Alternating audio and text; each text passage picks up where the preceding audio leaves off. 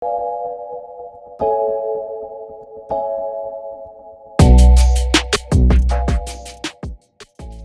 bungsu Nikita Mirzani, Arkana Mawardi berulang tahun kedua tahun pada Rabu tanggal 28 April tahun 2021. Melalui unggahan Instagram, Nikita membagikan deretan video dan potret sang anak.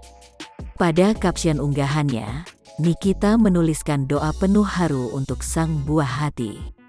Selamat ulang tahun belahan jiwa Mimi yang super kuat, kedua THN anak mahalnya Mimi. Hampir 1 meter Mimi ngelahirin Arka, berjuang sendiri.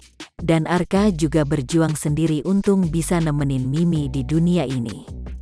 Terima kasih ya Allah, saya diberikan lagi titipan darimu yang begitu menggemaskan, pinter, soleh, anak manis, manja dan super jahil. Doa Mimi semoga anak Mimi ini selalu diberikan kesehatan, tumbuh besar menjadi anak yang membanggakan. Mimi love selamanya sama Ade Arkana, tulis Nikita.